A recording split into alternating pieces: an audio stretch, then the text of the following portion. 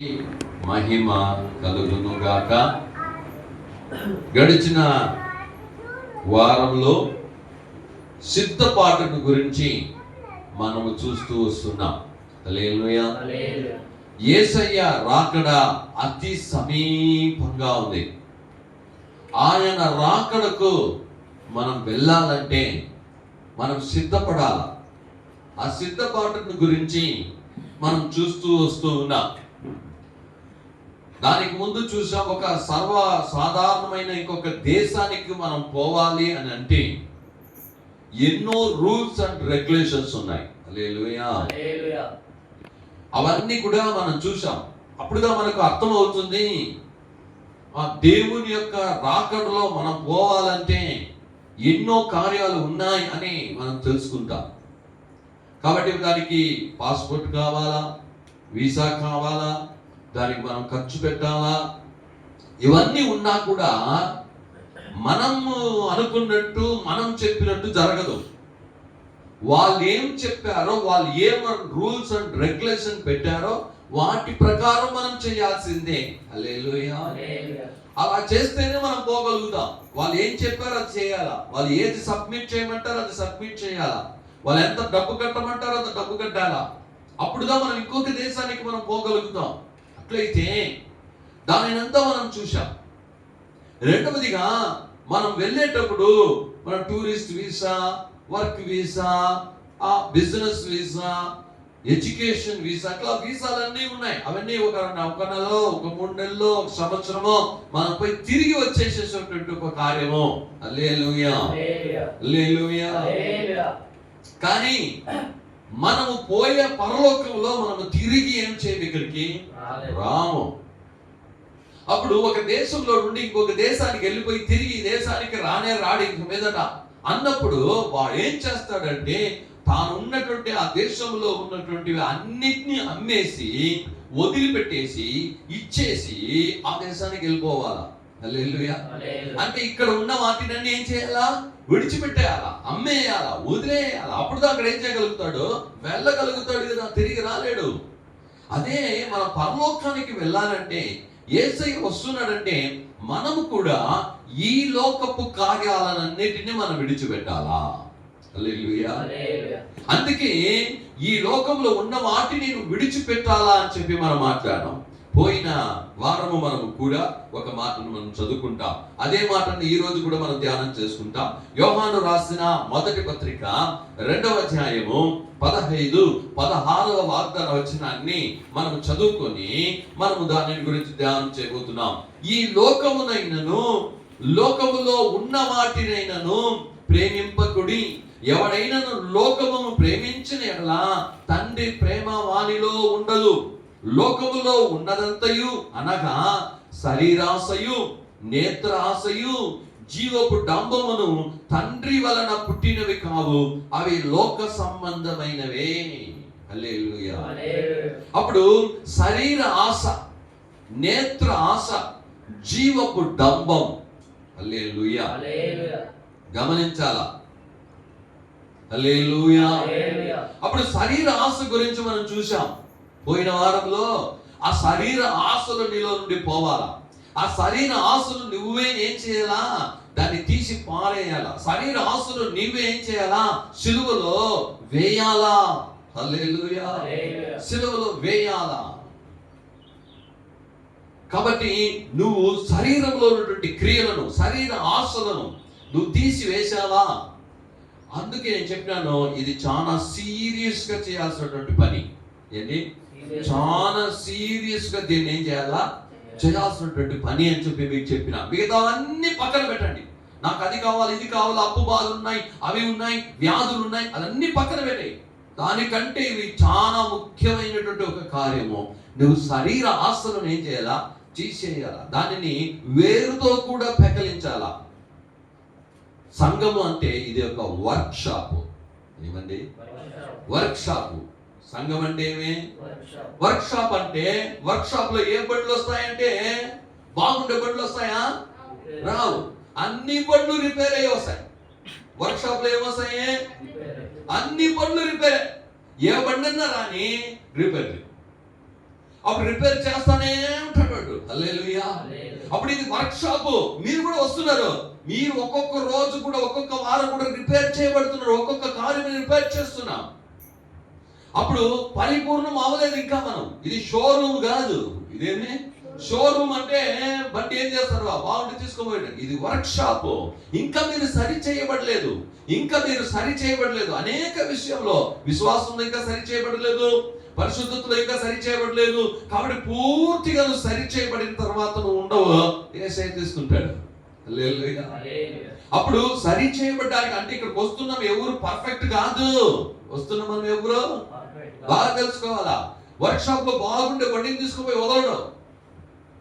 అలాగనే నువ్వు సంఘానికి ఎందుకు దేవుడు తీసుకొస్తున్నా అంటే నిన్ను సరి చేయడానికి. హల్లెలూయా. అప్పుడు శరీర ఆశ గురించి మనము చూసాం. ఈ శరీర ఆశ నీలో నుండి ఏం చేయాలా, పోవాలా. హల్లెలూయా. ఏం ఆశ పోవాలా? ఫిలిప్పు ఏం ఆశ పోవాలా? ఆమేన్. హల్లెలూయా. జాగ్రత్తగా వినండి. కాబట్టి ఈ శరీర ఆశ నీలో నుండి పోయి, శరీర ఆశలు ఏమేమి ఉందని అవన్నీ కూడా పోయిన వారంలో మీకు చెప్పాను. ఒక మాట, దాంట్లో ఒక్క మాట మాత్రం చెప్పేసి నేను గడిచిపోతాను. ఈ రోజు వేగంగా చూద్దాము. ఆ ప్రకటన గ్రంథంలో 12వ అధ్యాయంలో 10వ వాగ్దాన వచనాన్ని చదువుదాం. 12:10 దాంట్లో ఒక మాట రాయబడి ఉంది, చదువుదాము. మరియు ఒక గొప్ప స్వరం పరలోకములో నుండి ఇలాగ చెప్పుట వింటిని, రాత్రింబగలు మన దేవుని ఎదుట మన సహోదరుల మీద నేరము మోపువాడైన అపవాది. ఏమంట? నేరము మోపువాడైన అపవాది. హల్లెలూయా. అప్పుడు ఈ రోజుల్లో దేవుని జనులారా, మనం నేరము మోపే వాళ్ళగా ఉండకూడదు. ఏమి? ఇంకొకరికి కొరతలు చెప్పేవాళ్ళగా ఉండకూడదు. ఏమే? ఇంకొకరిని కొరతలు చెప్పేవాళ్ళగా మనం ఉండకూడదు. కొరతలు చెప్పే పని ఎవరిది అంటే సాతాను పని. ఏం చెప్పండి? ఎవరి పని అది? ఆ పని వాడు చేస్తున్నాడు, ఆ పని నువ్వు చేయొద్దు. ఇంకొకరికి కొరతలు చెప్పే పని నువ్వు చేయొద్దు. ఒక మాట బాగా గమనించాలా. ఎవరైనా ఇప్పుడు అన్ని జనులు అనుకో, వాళ్ళు రక్షించబడలే, వాళ్ళు వచ్చి నీ దగ్గర ఎవరి గురించో కొరత చెప్తున్నారు. ఏమే? అమ్మా నీకు తెలుసా, ఆ అమ్మ ఎటు చేసిందంట, ఆయన అటు చేసినాడంట, ఎటు అయిందంట అని నీ దగ్గరికి ఎవరైనా చెప్తే, ఈ రోజు నుండి నువ్వు చేయాల్సిన పని ఎవరంటే, అమ్మా ఆ మాటలన్నీ నాతో మాట్లాడద్దు, మంచిది ఏమనంటే చెప్పు. ఏం చెప్పాలి? మంచిది ఏమనంటే ఆమె ఏమైనా మంచి చేసింది చెప్పు. వేరే ఆమె ఇటు చేసింది, అట్టు చేసింది, అట్ట పోయింది, ఎట్లా మాట్లాడింది, ఈ కొరత చెప్పే మాట నాతో మాట్లాడొద్దు అని చెప్పాలి. హల్లెలూయా. ఏం చెప్పాలి? నువ్వు కొరత చెప్పకూడదు. ఎవరైనా కొరత చెప్తే ఏం చేయాలి నువ్వు? ఇప్పుడు సంఘ విశ్వాసులు వచ్చి కొరత చెప్పినారు అనుకో, ఎవరు సంఘ విశ్వాసులే ఇంకొక విశ్వాసి గురించి వచ్చి కొరత చెప్పినారు, అమ్మ కొరత చెప్పొద్దు, కొరత ఉందని నీకు తెలిసిందా, నువ్వేం చేయాలంటే ప్రేయర్ చేయండి. ఏం చెప్తుంది? ఏం చెప్తుంది? నువ్వు ప్రేయర్ చేయ, అంతే. కొరతలు ఏం చేయొద్దో చెప్పదు. ఏదైనా ఉంటే యేసు ప్రభువుని గురించి చెప్పు, మనం మాట్లాడుకుంటాం. యేసు ఇటు చేసినాడు, అటు చేసినాడు, ఓకే అవునా, ధ్యానం చేసుకుంటా. కొరతలు చెప్పకూడదు. హల్లెలూయా. దేవుడి యొక్క వాక్యం చెబుతున్నది, యాకోబులో మీరు చూసినట్టయితే, దేవుని రూపంలో, దేవుని స్వరూపంలో ఉన్న వాణిని నువ్వు దూషిస్తావా అని యాకోబు చెప్తున్నాడు. ఈరోజు దేవుని స్వరూపంలో ఉన్న మనిషిని నువ్వు కొరతలు చెప్తావా? నువ్వు దేవుని స్వరూపంలో ఉన్న ఒక మనిషిని కొరత చెప్తే, దేవుని స్వరూపంలో ఉన్న మనిషిని కాదు, దేవుణ్ణే కొరత చెప్పినట్టు. ఏంటి? ఈ రోజు నుండి ఏం చేయాలి మీరు? కొరతలు నువ్వు చెప్పకూడదు. నీ దగ్గర చెప్పే వాళ్ళు వస్తే నువ్వేం చేయాలా? చెప్పు. ఏం చెప్పాలి నువ్వు? అమ్మా ఆ మాటలన్నీ మాట్లాడద్దు. ఏదైనా మంచి మాట ఉంటే మాట్లాడు, లేకపోతే పో, ఇంకెవరి దగ్గర మాట్లాడుకో, నా దగ్గర మాట్లాడద్దు. సంఘ విశ్వాసులు ఏమైనా చెప్పినారు అనుకో, ఆ విశ్వాసం గురించి, ఈ విశ్వాసం గురించి, ఆ దాని గురించి నువ్వేం చెప్పాలి? అమ్మా ఎందుకు కొరతలు చెప్తావు? కొరత లేదని నీకు కనబడిందంటే నువ్వేం చేయి? ప్రేయర్ చేయి, వదిలే. హల్లెలూయా. కొరతలు చెప్పే పని ఎవరిది? చెప్పు. సాతాను పని చేయడానికి యేసుక్రీస్తు సిలువలో మరణించి రక్తం చేత కడిగి నిన్ను తీసుకొచ్చి సంఘం కట్టి, సంఘంలో తీసుకొచ్చి నిలబెట్టి అభిషేకం ఇచ్చింది. శరీర క్రియలు ఈ రోజు నువ్వు వేరుతో కూడా పెకలించాలట. వేరుతో కూడా పీకి పారి కాచే, పీకే పారే కాచే. శరీర ఆశలు నీలో ఉండకూడదు. హల్లెలూయా. ఈ కొరతలు చెప్పేది ఏం చేయకూడదు? ఉండకూడదు. రెండవది హల్లెలూయా, నీకు రావాల్సిన ఆశీర్వాదం నీ చేతిలో ఉంది. చెప్పండి, నీకు రావాల్సిన స్వస్థత నీ చేతుల్లో ఉంది. చెప్పండి, నీకు రావాల్సిన విడుదల నీ చేతుల్లో ఉంది. ఈ రోజు నేను చెప్పే ఈ వాక్యాన్ని బట్టి నువ్వు నడిస్తే నీకు స్వస్థత, ఈ వాక్య ప్రకారం చేస్తే నీకు విడుదల, ఈ వాక్య ప్రకారం చేస్తే నీకు ఆశీర్వాదం. ఇప్పుడు ఆశీర్వాదం కావాలో వద్దో నువ్వే డిసైడ్ చేసుకో. విడుదల కావాలో వద్దో నువ్వే డిసైడ్ చేసుకో. స్వస్థత కావాలో వద్దో నువ్వే డిసైడ్ చేసుకో. హల్లెలూయా. ఈరోజు ఈ చెప్పింది చేసినప్పుడు నీకేమొస్తుంది? విడుదల, స్వస్థత, ఆశీర్వాదం. హల్లెలూయా. ఇక్కడ చెప్పింది చేయకుండా పోతే అవి రావు. కాబట్టి ఈరోజు రెండో దానికి వేగంగా వెళ్ళిపోతాము. రెండోది ఎవరంటే నేత్రాశ. హల్లెలూయా. ఏం ఆశ అండి? నేత్రాశ అంటే కన్నులు.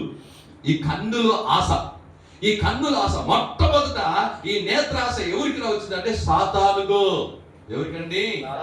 యెహెజ్కేలు గ్రంథం 28వ అధ్యాయము 17వ వాగ్దాన వచనాన్ని మనం చదివినట్టయితే అక్కడ ఒక మాట రాయబడి ఉందండి. యెహెజ్కేలు గ్రంథం 28వ అధ్యాయము 17వ వాగ్దాన వచనాల్లో మనం చదివితే సాతాను గురించి కొన్ని కార్యాలు రాస్తూ ఏం రాయబడింది?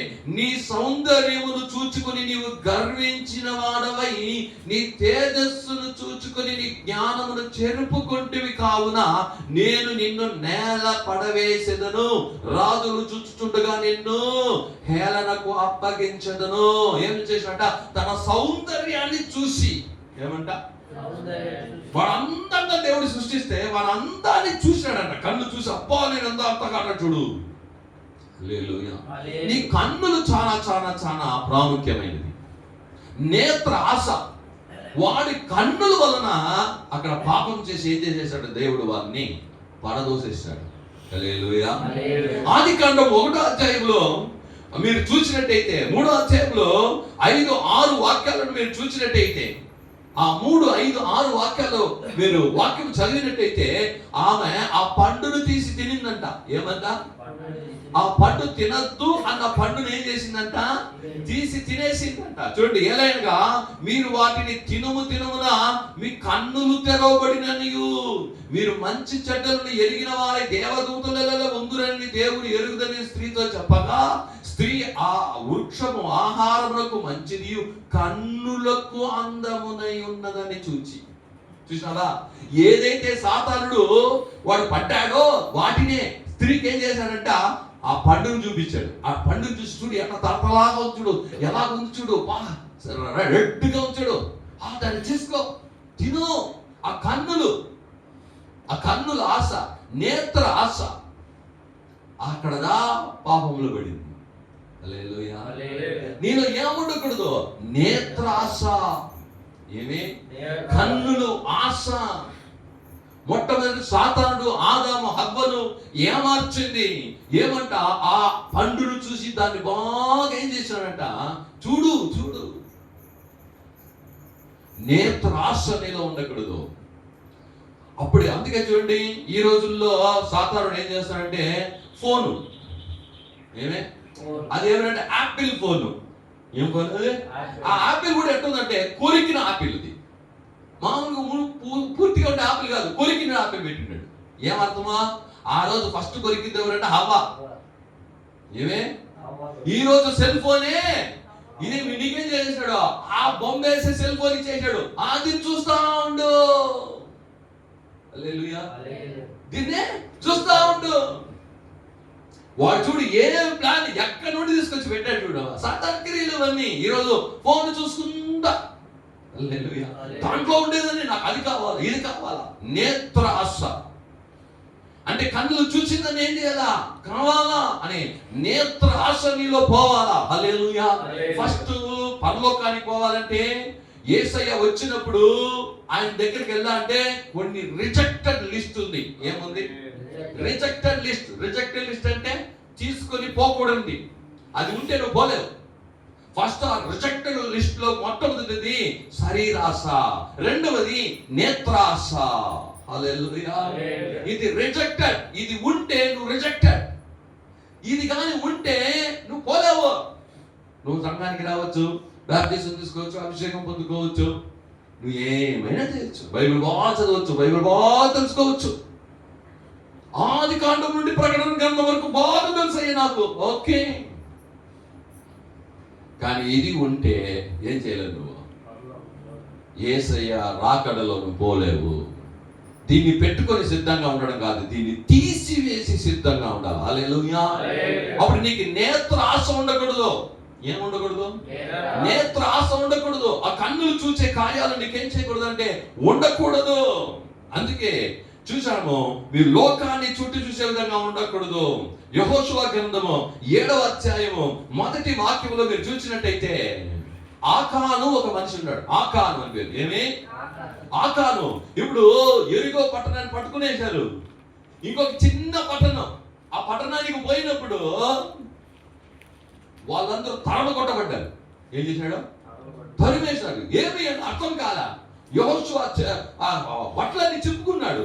ఏమి అంటే అక్కడున్న బంగారు, వెండి, ఒక బట్టలు ఇవన్నీ చూసి వారికి ఆశ కలిగి దాన్ని తీసుకొచ్చుకున్నాడంట. దేవుడు చెప్పినాడు, ఆ ఎరిగో కోటలో ఉన్న బంగారు కానీ ఏ వస్తువు కానీ మీరు ముట్టకూడదు, తీసుకోకూడదు, అవన్నీ శపితమైనది, అవన్నీ శపితమైనది. అవన్నీ నా ధనాగారానికి రావాలంటే ఆ ఒక్కడు మాత్రం ఏం చేశాడంటే దాన్ని తీసుకొచ్చుకుని ఇంట్లో కూర్చోబెట్టాడు. ఊరికి తెలియకుండా బంగారు, వెండి, కొన్ని బట్టలు. హల్లెలూయా. బంగారు వెండి మీద ఆశ. ఆ కన్ను చూడంగా ఆ బంగారు తలతలా ఉన్నది.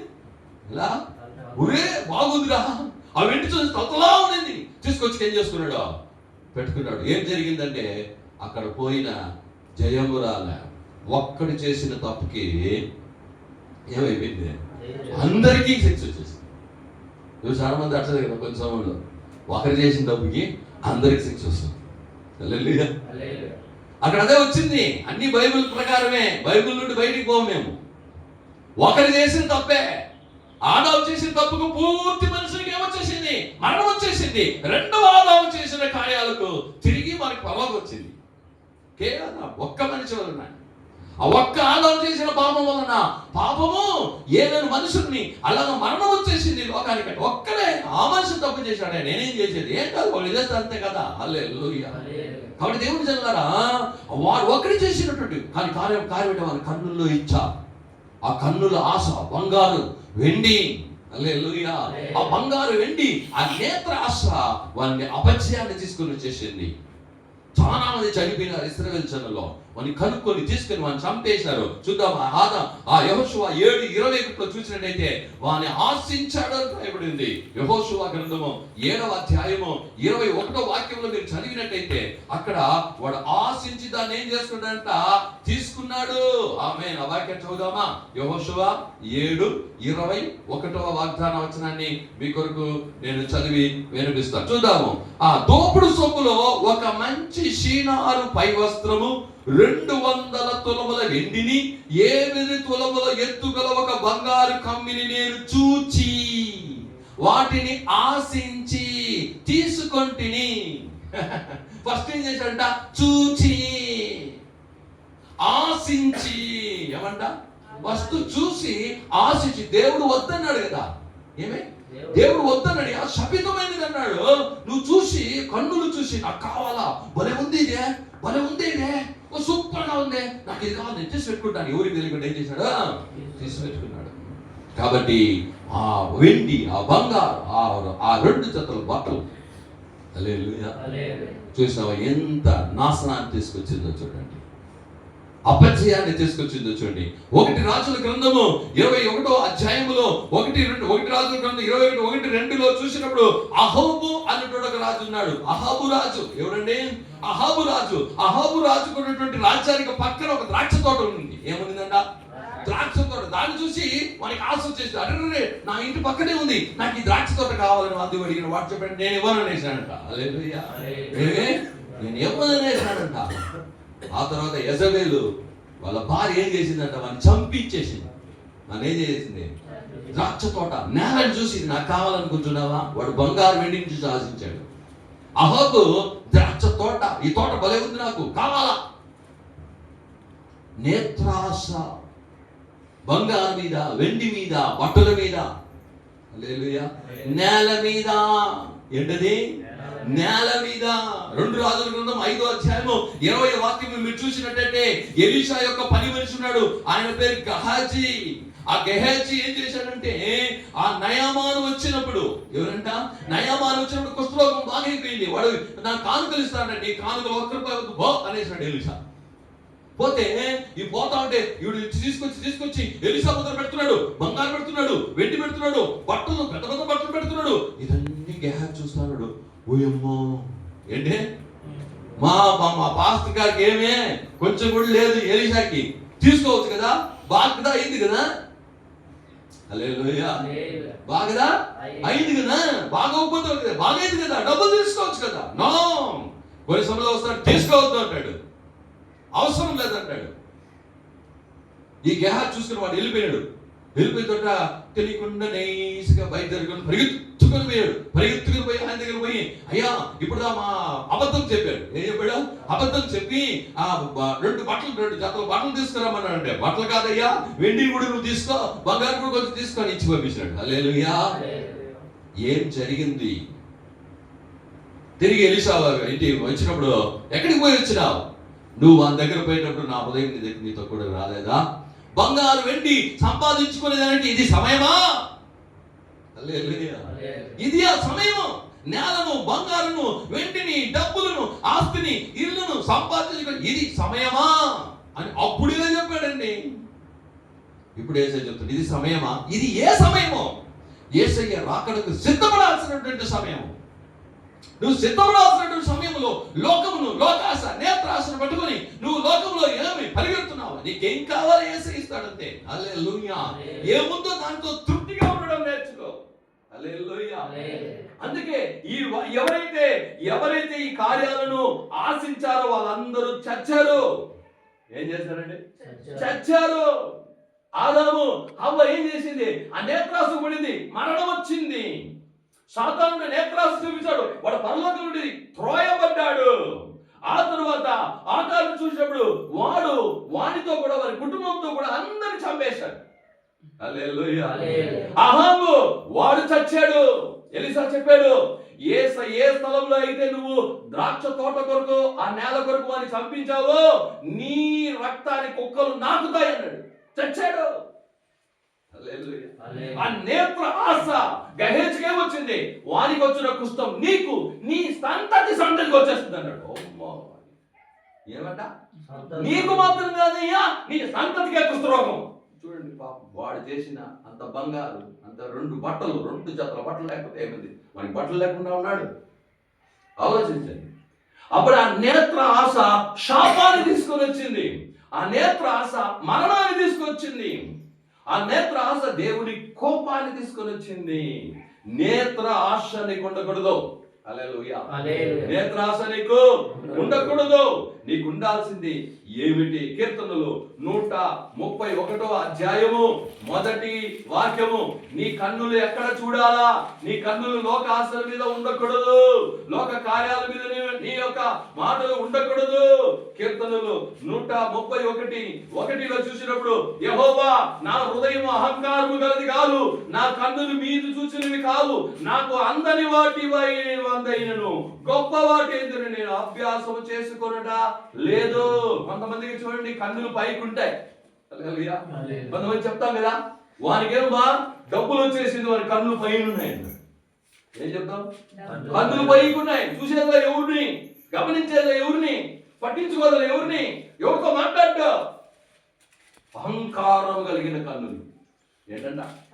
అహంకారం కన్నులు. వారి కన్నులు పైన చూస్తున్నాయంట. ఇక్కడ చెప్తున్నాడు, నా కన్నులు పైన చూసే కన్నులు కాదు, నాకు అందని వాటైందను. హల్లెలూయా. నేను అభ్యాసం చేసుకొనుట లేదు. నీకు అందని వాటి మీద అభ్యాసం చేసుకోవద్దు. వాటి మీద నీ కన్నులు ఏం చేయొద్దు, ఉంచొద్దు అంటున్నాడు. కీర్తనలో 119వ అధ్యాయంలో 37వ వాగ్దాన వచనంలో మనం చూసినట్టయితే అక్కడ కొన్ని మాటలను యేసయ్య మనకు రాసి పెట్టాడు. కీర్తనలు 119 37వ వాగ్దాన వచనాన్ని మనము చదువుదాం. వ్యర్థమైన వాటిని చూడకుండా నా కన్నులను త్రిప్పివేయము, నీ మార్గములు నడుచుకున్నట్టుకు నన్ను బ్రతికించము. ఇప్పుడు మనం చెప్పాల్సింది అంటే వ్యర్థమైన వాటిని చూడకుండా నా కన్నులు తిప్పే ప్రభువా. యెహోవా కార్యాలు, ఈ లోక ఆశలు ఈ కన్ను ఉండకూడదు, వాటి మీద కాదు, నా కన్నులు తిప్పే. నీరు ఈ రోజు నీ కన్నులు తిప్పాలా. ఎవరి వైపు? యేసయ్య వైపు. హల్లెలూయా. నీ కన్నులు ఎలా తిప్పాలి? ఎవరి వైపు తిప్పాలంట? యేసయ్య వైపు తిప్పాలా. హల్లెలూయా. కొలస్సీయులకు రాసిన పత్రిక 3వ అధ్యాయము మొదటి 3 వాక్యాలు మనం చదివినప్పుడు అక్కడ దేవాది దేవుడు కొన్ని మాటలు మనకి రాసిచ్చాడు. కొలస్సీయులకు రాసిన పత్రిక 3వ అధ్యాయము, మీరు క్రీస్తుతో కూడా లేపబడిన వారైతే పైనున్న వాటినే వెతుకుడి, అక్కడ క్రీస్తు దేవుడి కుడి పార్శ్వమున కూర్చుండి ఉన్నాడు. పైనున్న వాటి మీదనే కాని భూ సంబంధమైన వాటి మీద మనసు పెట్టుకొనుడి. ఏలైనగా మీరు మృతి పొందితే మీ జీవము క్రీస్తుతో కూడా దేవుని యందు దాచబడి ఉన్నది. హల్లెలూయా. మీరేం చేయాలంట? పైనున్న వాటినే చూడాలా. ఏం చూడాలా? మీరు పైనున్న వాటినే చూడాలా. పరలోకపు కార్యాలను చూడాలా. యేసుక్రీస్తు యొక్క కార్యాలను చూడాలా. కింద కార్యాలను కూడా చూడకూడదు. హల్లెలూయా. నీ కన్నులు ఎలా ఉన్నాయి? కీర్తనలు 25వ అధ్యాయము 15వ వాగ్దాన వచనంలో అక్కడ అద్భుతమైనటువంటి మాట ఈ కీర్తనకారుడు దావీదు చెప్తున్నాడు. చూడండి, 25వ కీర్తన 15వ వాగ్దాన వచనాన్ని మనం చదువుకున్నాం. నా కను దృష్టి ఎల్లప్పుడూ యెహోవా వైపునకే తిరిగి ఉన్నది, ఆయన నా పాదములు వలలో నుండి విడిపించును. హల్లెలూయా. నువ్వు పైన వాటిని చూడు. పైన ఎవరు? క్రీస్తు తండ్రి కుడి పార్శ్వమున ఉన్నాడు. ఇక్కడ దావీదు చెప్తున్నాడు అద్భుతంగా 25వ అధ్యాయంలో 15వ వాగ్దాన వచనంలో చెప్తున్నాడు, నా కను దృష్టి ఎల్లప్పుడూ యెహోవా వైపునకే ఉంది. నీ కన్నులు ఎవరిని చూడాలా?